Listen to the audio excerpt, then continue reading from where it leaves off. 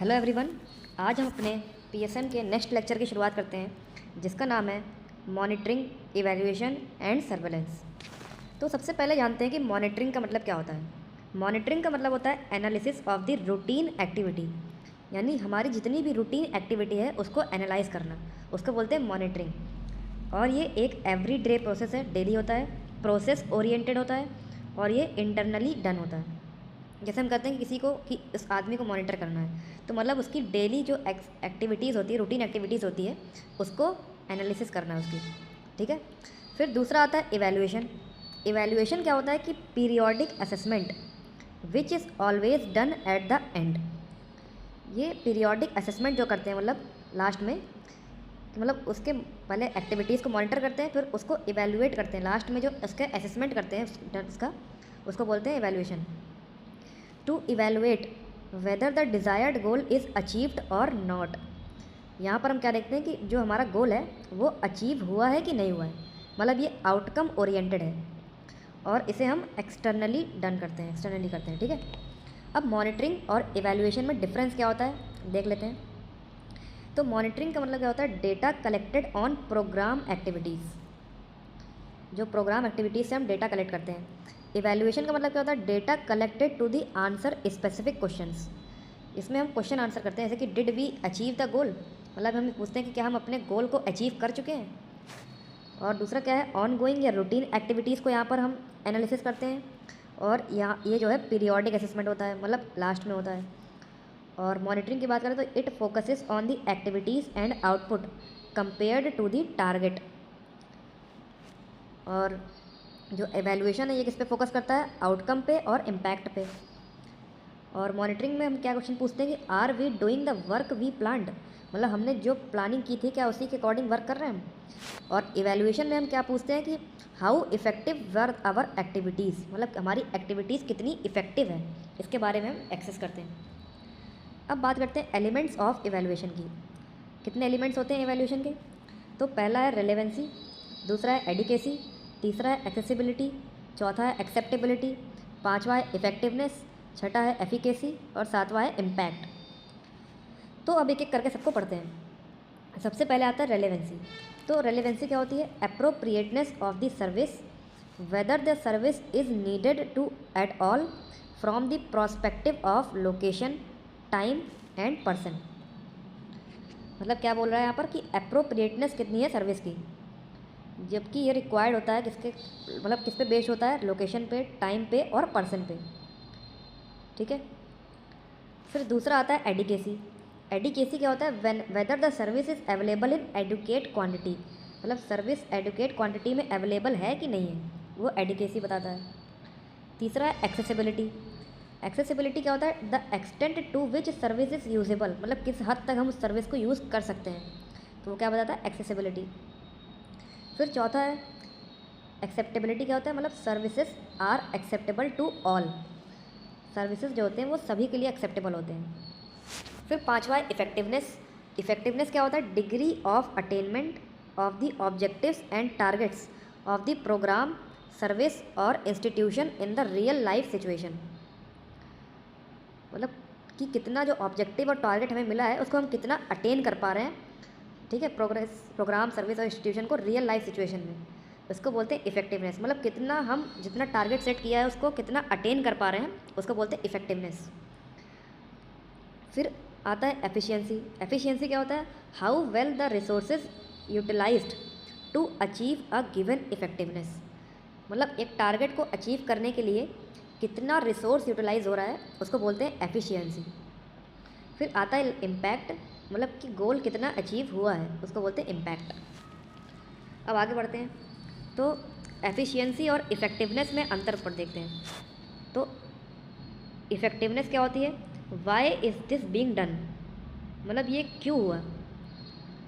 Doing the right things aligns with the objectives and goals, इसमें हम objective और goals को देखते हैं। ठीक है। Future looking with the desire for a better future, मतलब भविष्य को हम देखते हैं ताकि हम, मतलब डिज़ायर अपनी इच्छा से, फॉर अ बेटर फ्यूचर के लिए। नॉट ईजी टू मेज़र, इसको ईजिली मेज़र नहीं कर सकते।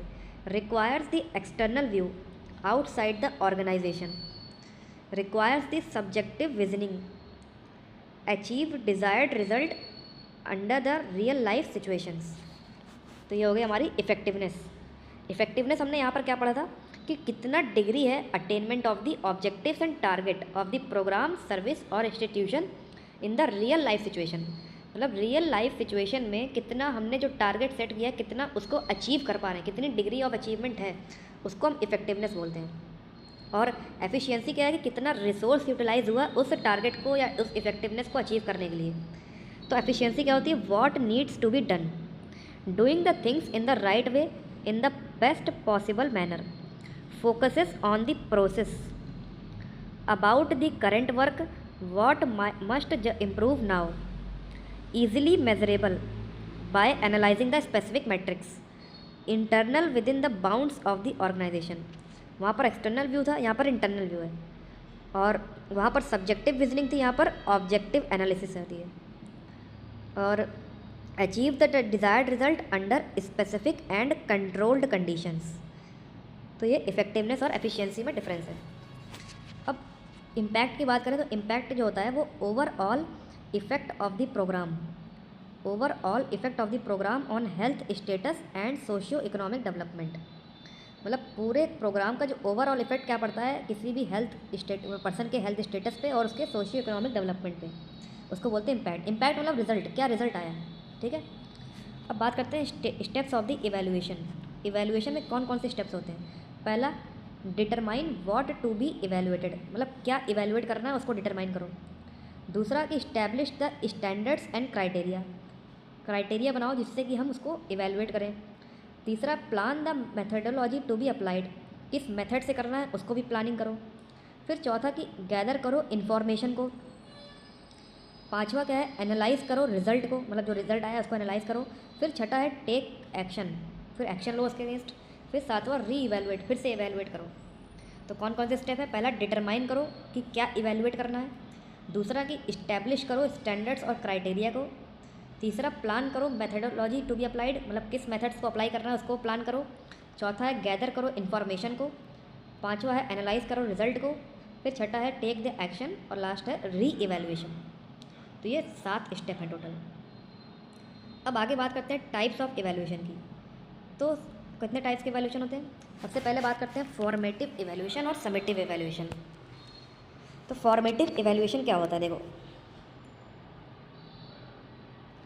फॉर्मेटिव इवैल्यूएशन में बात करें तो evaluates a training program during its development stages in order to make modifications early on to the help improve the program. मतलब जो ट्रेनिंग प्रोग्राम चल रहे हैं उनको इवैल्यूएट करो ड्यूरिंग इट्स डेवलपमेंट स्टेज में, ताकि हम उसमें कोई भी अगर मॉडिफिकेशन है तो उसको कर पाएँ as early as possible to improve the program. ठीक है, मतलब कोई प्रोग्राम अगर चल रहा है तो उसको इवैल्यूएट करो ड्यूरिंग इट्स डेवलपमेंटल स्टेज में, और उसमें ताकि अगर हम मॉडिफिकेशन करना हो उसको इम्प्रूव करने के लिए तो जल्द से जल्द उसको कर पाएँ। इसको बोलते हैं फॉर्मेटिव इवैल्यूएशन। फिर दूसरा है summative evaluation, conducted after the training program has been designed to provide the information on its effectiveness. मतलब जब ट्रेनिंग प्रोग्राम डिज़ाइन हो जाता है उसके बाद हम कंडक्ट करते हैं समेटिव इवैल्यूएशन, जिससे कि हमें उसके इफ़ेक्टिवनेस के बारे में जानकारी मिल पाए कि कितना इफ़ेक्टिवनेस है कोई भी प्रोग्राम। तीसरा है प्रोसेस। प्रोसेस क्या होता है? Focuses on this implementation of the training program to determine if specific strategies and activities were implemented as intended. इसको बोलते हैं प्रोसेस। प्रोसेस मतलब क्या होता है कि जब ये मेनली फोकस करता है किस पे कि ट्रेनिंग प्रोग्राम इम्प्लीमेंट हो रहा है कि नहीं, जिससे कि हम डिटरमाइन कर पाएँ स्पेसिफिक स्ट्रेटजीज़ को और एक्टिविटीज़ को जो कि इम्प्लीमेंट हुई थी जैसा कि हमने चाहा था। चौथा है आउटकम। आउटकम में क्या होता है? Focuses on the changes in the knowledge, attitude and behaviours that result from the training activities. मतलब ट्रेनिंग एक्टिविटीज़ से क्या क्या चेंजेस आए किसी भी पर्सन के नॉलेज में या एटीट्यूड में या बिहेवियर में, तो उसको हम अगर फोकस करते हैं, उसको चेक करते हैं तो उसको बोलते हैं आउटकम। फिर लास्ट में आता है इम्पैक्ट। तो इम्पैक्ट में क्या होता है कि फोकसेस ऑन लॉन्ग टर्म या sustained changes in the job performance as a result of the delivery of a training program. मतलब ट्रेनिंग प्रोग्राम के बाद जो रिज़ल्ट आता है, मतलब लॉन्ग सस्टेन चेंजेस आते हैं जो भी जॉब परफॉर्मेंस में, उसको अगर हम चेक करते हैं तो उसको बोलते हैं इम्पैक्ट। क्या इम्पैक्ट पड़ा, क्या रिज़ल्ट आया, ठीक है। फिर उसके बाद अगर बात करते हैं इवैल्यूएशन ऑफ द प्रोग्राम की, the way in which the activity is being carried out, उसको बोलते हैं target achievement. The end result of the activities, उसको बोलते हैं ऑब्जेक्टिव्स। और तीसरा है गोल अचीवमेंट। फिर बात करते हैं प्रोग्राम इंडिकेटर्स की। प्रोग्राम इंडिकेटर्स में क्या होता है, diagnosis and treatment of the malaria by ASHA workers as a part of NVBDCP, number of blood smears collected by the ASHA workers. फिर तीसरा क्या है, number of patients administered anti malarial treatment, कितने पेशेंट्स एडमिनिस्टर हुए एंटी मलेरियल ट्रीटमेंट के लिए। चौथा है percentage of fever cases that underwent the malarial testing, मतलब कितने फीवर केसेस आए जिनको हमने मलेरिया टेस्टिंग के लिए भेज दिया। पांचवा है percentage of malaria cases that received the treatment, कितने मलेरिया केसेस हैं जिनको ट्रीटमेंट मिल चुका है। छठा है मलेरिया का मॉर्टेलिटी रेट कितना है। तो ये सब क्या है, प्रोग्राम के इंडिकेटर्स। अब इसके बाद बात करते हैं evaluation of the health care establishment. तो हेल्थ केयर को इस्टेब्लिश करने के लिए क्या क्या चाहिए, पहला स्ट्रक्चर। तो स्ट्रक्चर में फैसिलिटीज़ होनी चाहिए, मैन पावर होनी चाहिए, इक्विपमेंट होने चाहिए और ड्रग्स होने चाहिए, तब जाकर कोई हेल्थ केयर इस्टेब्लिश होता है। और प्रोसेस क्या है, डायग्नोस्टिक होने चाहिए, ट्रीटमेंट मिलने चाहिए, clinical management of a case और प्रिवेंशन होने चाहिए। ये तो हो गया प्रोसेस। और आउटकम क्या होना चाहिए कि इम्प्रूव्ड सर्वाइवल और रिड्यूस्ड डिसएबिलिटी, ये आउटकम होने चाहिए, तब जाकर कोई हेल्थ केयर इस्टेब्लिश होता है। और पब्लिक हेल्थ सर्विलेंस की बात करें तो पब्लिक हेल्थ सर्विलेंस में क्या होता है, the ongoing systemic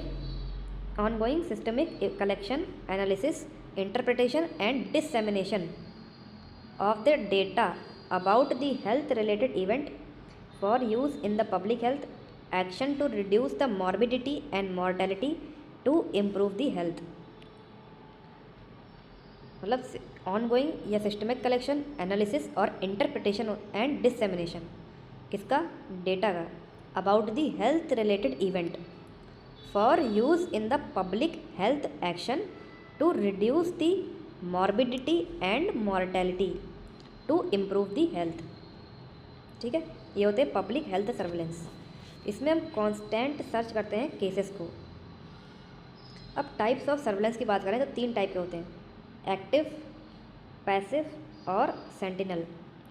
active surveillance जो होता है इसमें क्या करते हैं, active searches for a cases of a disease, जैसे कि मल्टीपर्पज़ वर्कर मेल जो है मलेरिया सर्विलेंस एवरी फोर्टनाइट, ठीक है, आधी रात को चेक करते हैं, मलेरिया सर्विलेंस करते हैं कि कोई मलेरिया का केस तो नहीं मिल रहा है। पैसिव सर्विलेंस में क्या होता है, हॉस्पिटल रिपोर्टिंग करते हैं, मतलब हेल्थ मैनेजमेंट इंफॉर्मेशन सिस्टम, और ये मोस्ट फीजिबल होता है। तीसरा है सेंटिनल सर्विलेंस, ये हम किसके लिए करते हैं, डन फॉर STDs और HIV के लिए, फॉर मिस्ड केसेस, जैसे जो केसेस छूट गए हैं। It is the way of supplementing the notification rates. तो 3 टाइप के सर्विलेंस होते हैं, एक्टिव, पैसिव और सेंटिनल। अगर डेटा रिपोर्ट करा जाता है हेल्थ सिस्टम्स को, मतलब हॉस्पिटल्स वगैरह को, तो उसको बोलते हैं पैसिव सर्विलेंस। और अगर केसेस सर्च किए जाते हैं, सर्चिंग ऑफ केसेस, तो एक्टिव सर्विलेंस। और तीसरा data collected from the sentinel site, जैसे कि सेलेक्टेड मेडिकल कॉलेजेस या लैब्स, तो उसको बोलते हैं सेंटिनल सर्विलेंस।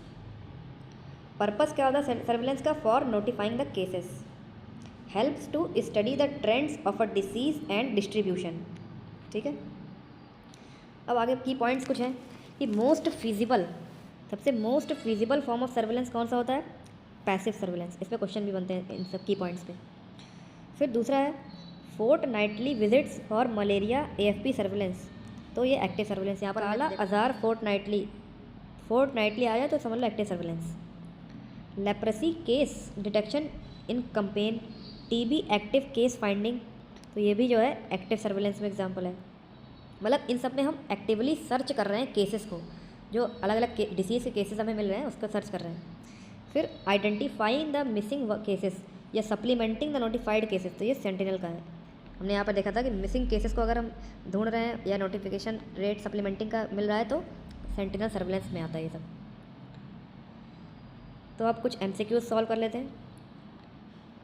तो सबसे पहला है which of the following measures is involved in the sentinel surveillance, sentinel की बात कर रहा है।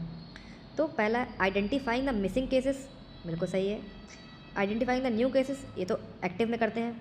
Identifying the old and new cases, ये भी नहीं, ओल्ड केसेस नहीं, तो इसका आंसर ए हो जाएगा। Which of the following is not the element of evaluation, तो एलिमेंट ऑफ इवेल्युएशन कौन सा नहीं है? तो एडिकेसी, इम्पैक्ट, एक्सेप्टेबिलिटी, रिपोर्टिंग, तो इसमें रिपोर्टिंग नहीं होता है। तो इसमें एलिमेंट ऑफ इवेल्युएशन कौन कौन से थे यहाँ पर हमने देखा था, यहाँ पर ये रहा, relevancy, adequacy, accessibility, acceptability, effectiveness, efficiency और इम्पैक्ट। तो एलिमेंट्स ऑफ इवेल्युएशन को याद करने की मैं ट्रिक बता दे रहा हूँ, रिया, RIEA, और ई के ऊपर लगा दो स्क्वायर, ए के ऊपर लगा दो क्यूब, ठीक है। तो आर से क्या हो गया रेलेवेंसी, आई से क्या हो गया इम्पैक्ट, ई से क्या हो गया इफेक्टिवनेस और एफिशिएंसी, और ए से क्या हो गया एडिकेसी, एसेसिबिलिटी और एक्सेप्टेबिलिटी, ठीक है। इस पर क्वेश्चन बनते हैं, तो इसका आंसर क्या हो जाएगा रिपोर्टिंग। तो थैंक यू सो मच, आज के लिए इतना ही। Please like and subscribe my channel for new updates. Thank you.